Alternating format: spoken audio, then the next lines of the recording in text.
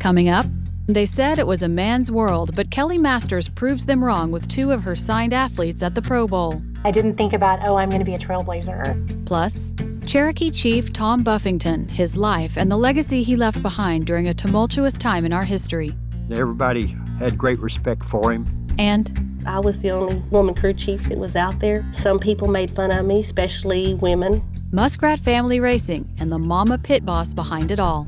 Plus, Hornet nest masks, I was always told, were used after the introduction of smallpox as a way of mentally conditioning, the community. we take a look at our tribe's generational fight against one of history's deadliest diseases.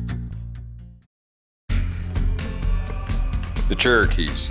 A thriving American Indian tribe. Our history. Our culture. Our people. Our future. The principles of a historic nation. Sewn into the fabric of a modern world. Hundreds of thousands strong. Learning. Growing. Succeeding. And steadfast. In the past, we have persevered through struggle. But the future is ours to write. OCO. OCO. OCO. These are the voices of the Cherokee people.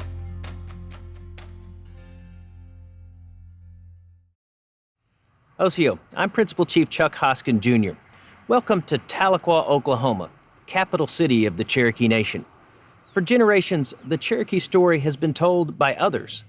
Today, through this groundbreaking series, we're taking ownership of our own story and telling it as beautifully and authentically as we can. I hope you enjoy these profiles of our people, our history, and our culture. And please make plans to come visit us sometime. Wado. OCO, it's how we say hello in Cherokee. I'm your host, Jennifer Lauren, in the Cherokee National History Museum. The mural behind me depicts a Cherokee dance utilized by our ancestors to build community in times of hardship. Many believe a variation of this dance was used after the introduction of smallpox. We'll have more on that a little bit later in our Cherokee Almanac. But first, Kelly Masters is a trailblazer, one of the first women to find success in the male-dominated world of sports management. But instead of holding that title to herself, Kelly is reaching out and helping other women on a similar path.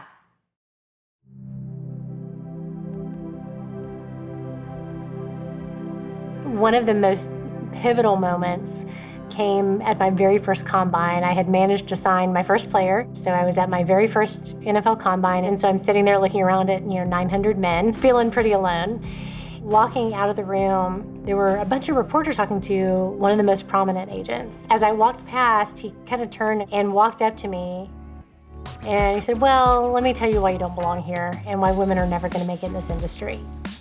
I never even thought about the fact that people might think it was odd that a woman wanted to be an NFL agent. My name is Kelly Masters. I am originally from Tahlequah, Oklahoma, and now live in Oklahoma City. I am an attorney and a sports agent, and I am a citizen of Cherokee Nation. My first drafted client was Gerald McCoy, obviously drafted by the Buccaneers, is now with the Dallas Cowboys.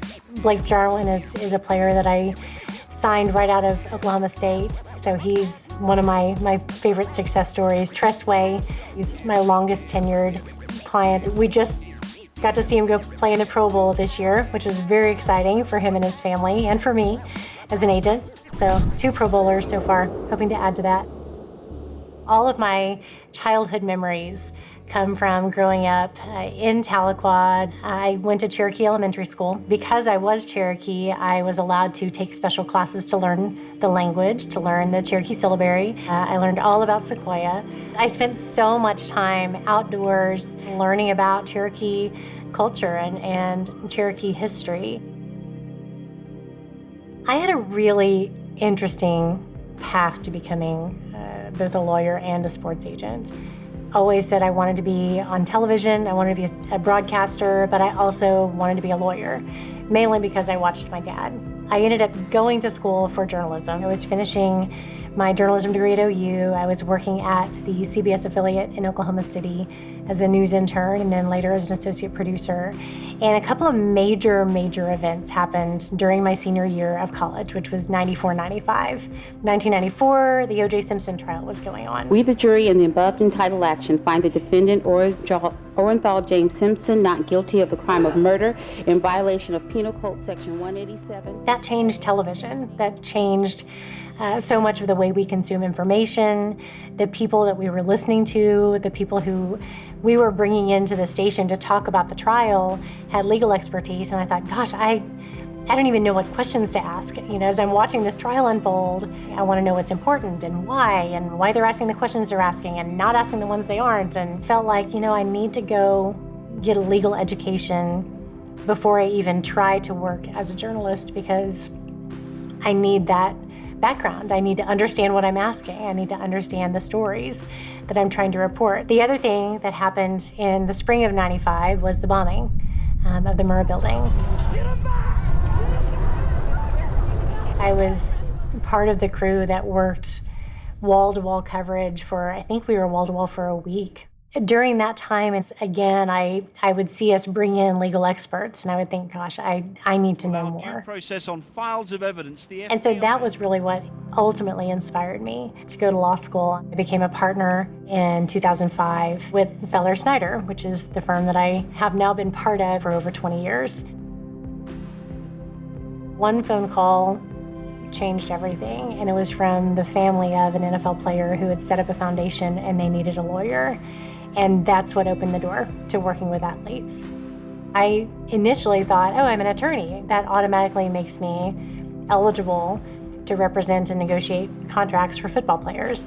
And that's not how it works. There's actually an entire certification process. I did reach out to a woman at the time who I think was the only woman to have negotiated a veteran contract in the NFL, Kristen Kuliga, and she gave me a very realistic picture. It was encouraging, but was also letting me know this is a tough business and you're just gonna have to hold your own. If I come into this industry, I want to bring something different to the table. I want to bring a level of integrity and excellence that I don't see yet. When I became certified, there had never actually been a woman independently go through certification and start an agency. I didn't think about, I'm gonna be a trailblazer, or I'm gonna be the only woman or the first woman to do anything. And that didn't really hit me in the face until I started recruiting and got a lot of questions. If I would walk into a meeting, a coach or a parent or even a player would say, well, where's the agent?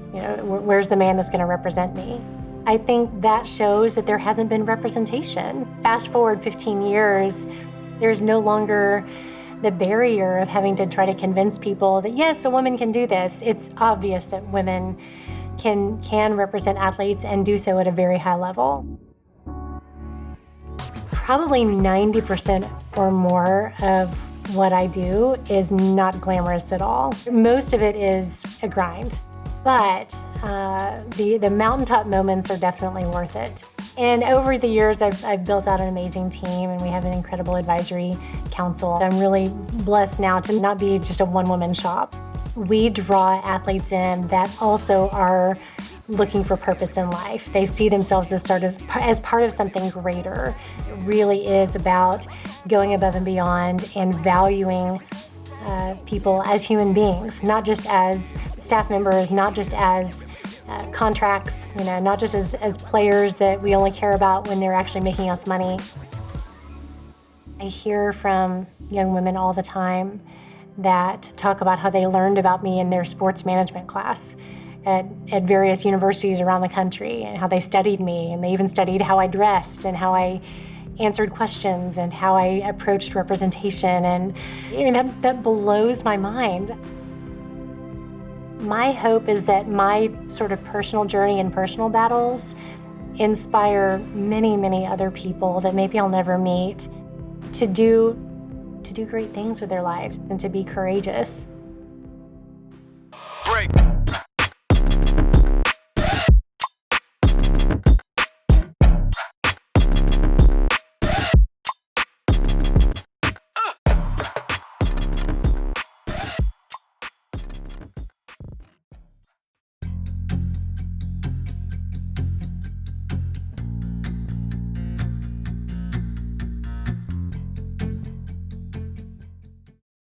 Tom Buffington was chief of the Cherokee Nation in the late 1800s and early 1900s. As we take a look back at his life and political career, it's a history that sheds some light on where we are as a tribe today. Cherokee Chief Thomas Mitchell Buffington led his people through a tumultuous period that almost spelled the end of Cherokee tribal government and nearly made him the last chief of the Cherokees. Buffington was born in Cherokee Nation's Going Snake District in Indian Territory near modern-day Westville, Oklahoma. What happened, the folks came over the Trail of Tears, the Buffington family, they moved in here in 1838. And then they built this house here, and Tom Buffington was born here in October the 15th in 1855. After being educated through the Old Baptist Mission School and the Cherokee Male Seminary, he became a farmer and settled near modern-day Veneta, Oklahoma. He was 6'6" and weighed about 300 pounds, they said, so he was an enormous guy. Everybody had great respect for him. At age 34, Buffington entered tribal politics as a Cherokee Nation district judge. Though he lacked experience in law, he was very popular among the local people. In 1891, he was elected to the Cherokee Nation Senate, becoming president of the Senate just a few months later. And in 1891, the chief died and the deputy chief died within a week of each other. And so they appointed Tom Buffington as the new chief for the time being, temporarily. The Cherokee Tribal Council appointed a new chief just 9 days later. But those 9 days proved enough to inspire Buffington to seek office once again. In 1899, he decided he liked the job, and so he ran for it and was elected chief of the Cherokees, and he was 1899 until 1903. He was, that 4-year period, he was chief of the Cherokees.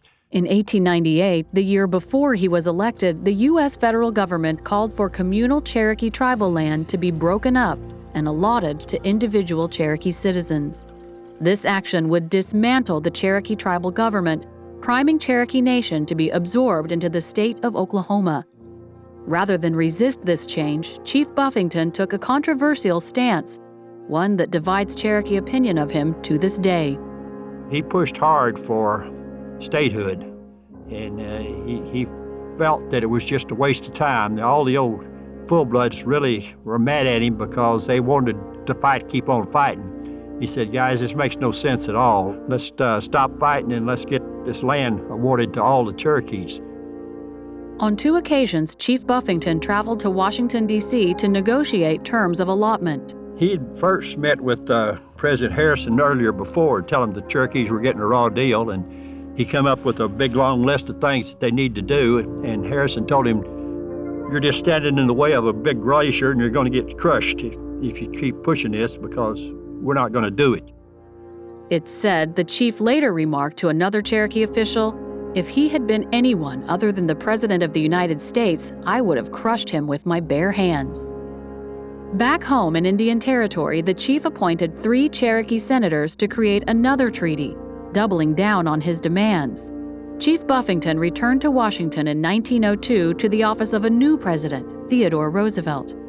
What is said to have taken place has since become legend. He knew Roosevelt liked strong people, so he took a big old horseshoe with him. And finally, when they signed the treaty, he glared at President Teddy Roosevelt and said, Mr. President, if you break this treaty, and when he's glaring at him, he straightened out that horseshoe, threw it down on the floor of the Oval Office, and turned around and walked out. The treaty, while perpetually controversial among Cherokees, was accepted by the United States Dawes Commission with approval from President Roosevelt. Cherokee individuals each received either 160 acres of pasture or 80 acres of agricultural land, as well as a cash payment and full surface and mineral rights to their allotments. While not a perfect compromise, Chief Buffington truly believed this allotment was the best possible outcome for his Cherokee people. With his term over, Chief Buffington returned home to Veneta, where he was mayor until 1917. He remained in Veneta until his death on February 11, 1938, at age 83. After the devastation of allotment, the Cherokee Nation government continued to face repressive federal policies that interfered with tribal elections. And because of this constant interference and the perceptions it carried, Chief Buffington became known for a time as the last chief of the Cherokees.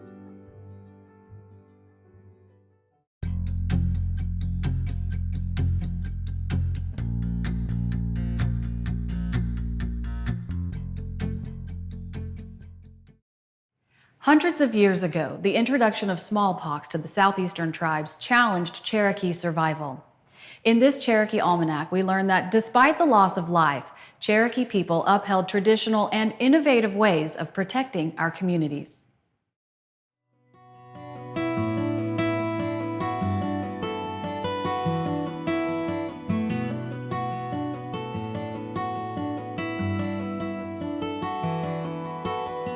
In the 16th century, European traders infected indigenous communities of the southeastern United States with smallpox.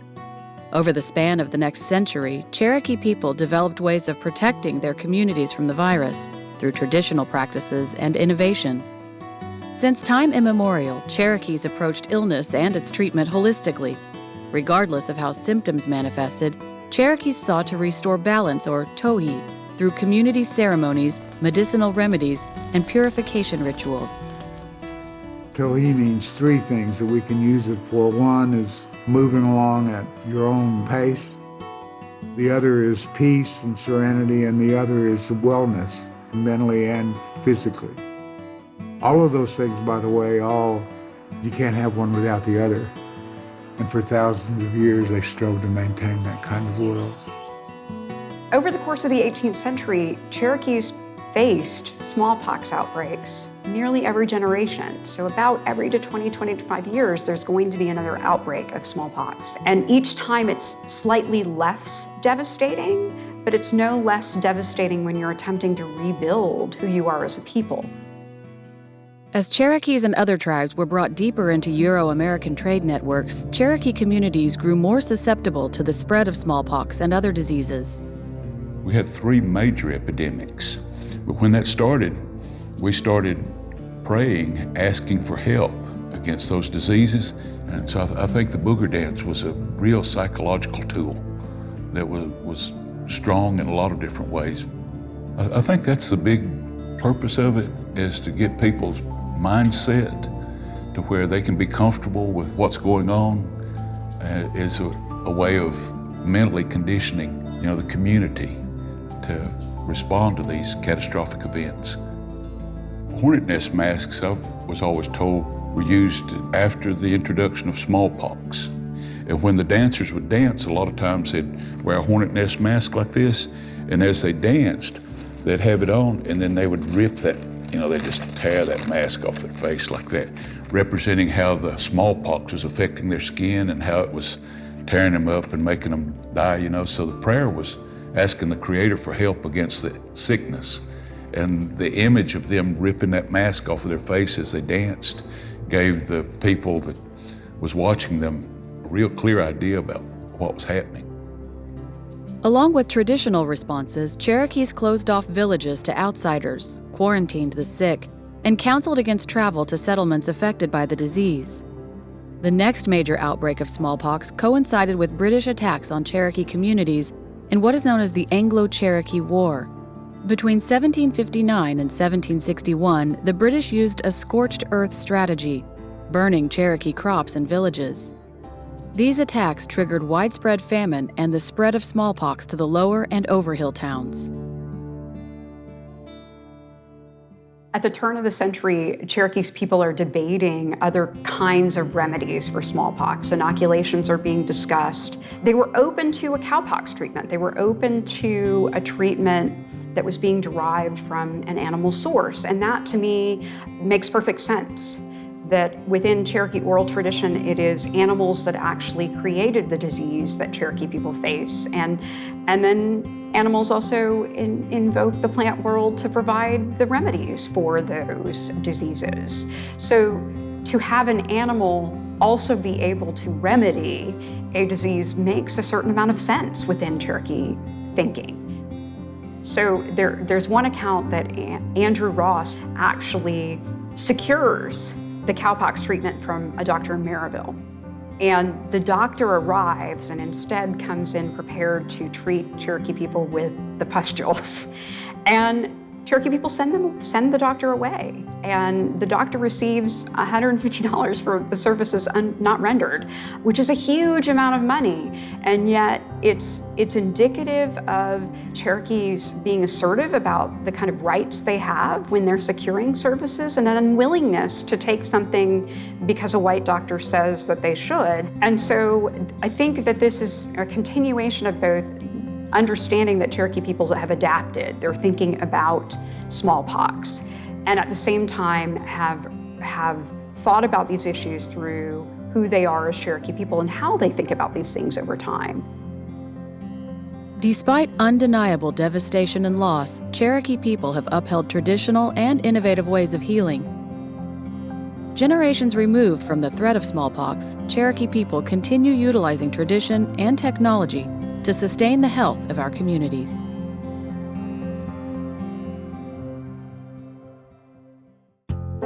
Jaleki Idiwanihi. Let's talk Cherokee. Sioniga Gasila Dawadon. I am writing. Dego Weli. I am writing. Dego Weli. We are writing. Ostoweli. We are writing. Ostoweli. A group of us are writing. Dojo Weli. A group of us are writing. Dojo Weli.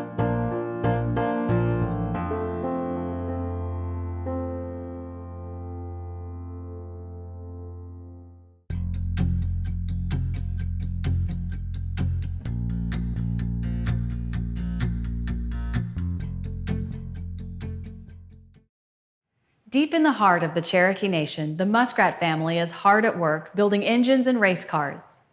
Led by Mama Muskrat Lori down in the pit, they take pride that racing is a family affair. Racing's a family affair. It's a rush for us, keeps our family together. A lot of people go play sports, we go up and race. Get dirty.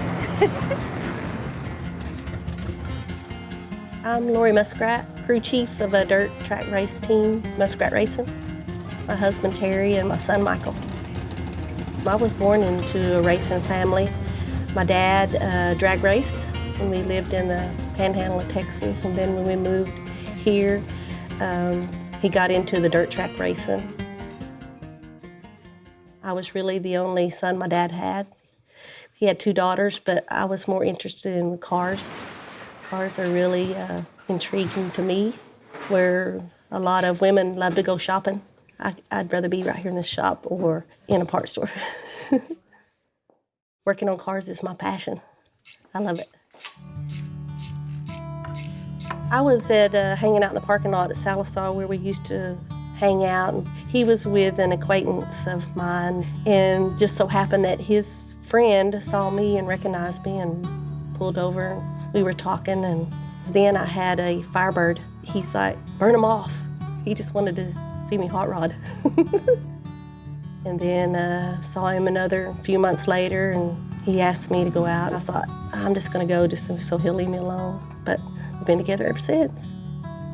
When I was dating my wife, we went and watched her dad race, and I've never been to a track in my life, and I guess she was born into it because her dad raced all her life. That's what got me into it. I never knew nothing about it till then.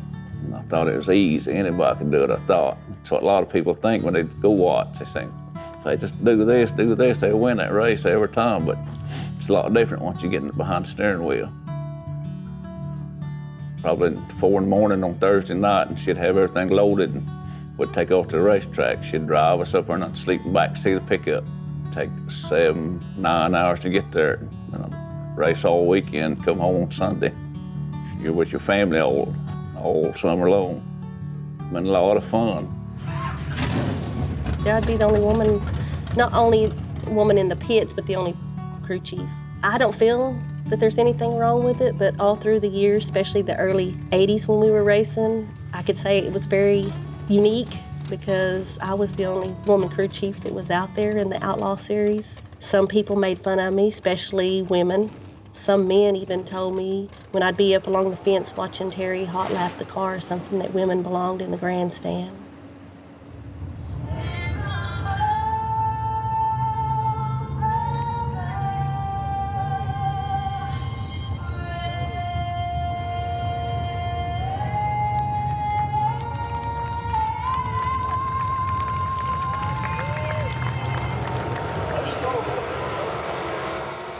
It's dangerous, but still not as dangerous as being out on the highway.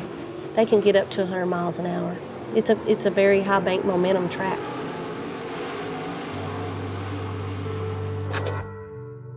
That's where he crashed.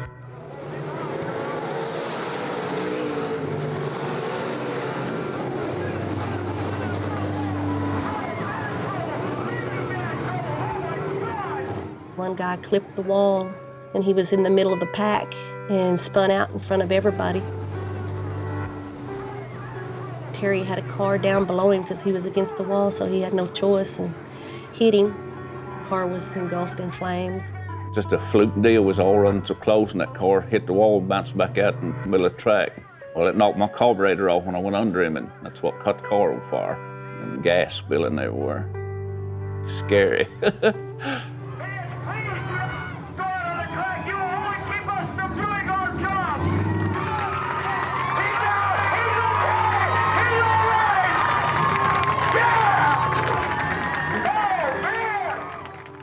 Even after the wreck had happened, before we ever got back to our travel trailer that night, it had gone viral on YouTube.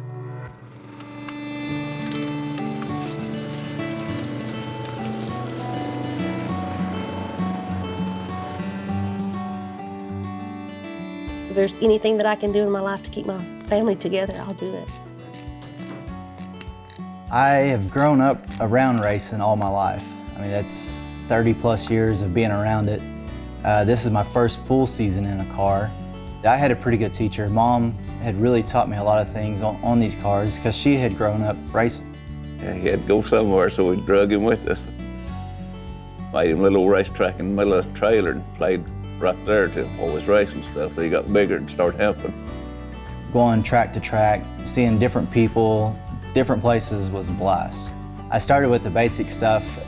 Spraying the Hymens, greasing the car, checking nuts and bolts to make sure everything was good and tight for the weekend. But it's been a fun experience. It's a family thing. We come out here and we all work together as a family. I mean, it's just something that we've enjoyed, I guess. It's something that keeps us together. All of Terry's family will be there, my family will be there at the races when we race local, so we just make a big family outing of it. I have lots of extended family every racetrack we go to. I've gotten to know people over the last 30 years that I'll never forget them and they'll never forget me. So, like I said, it's just one big racing family.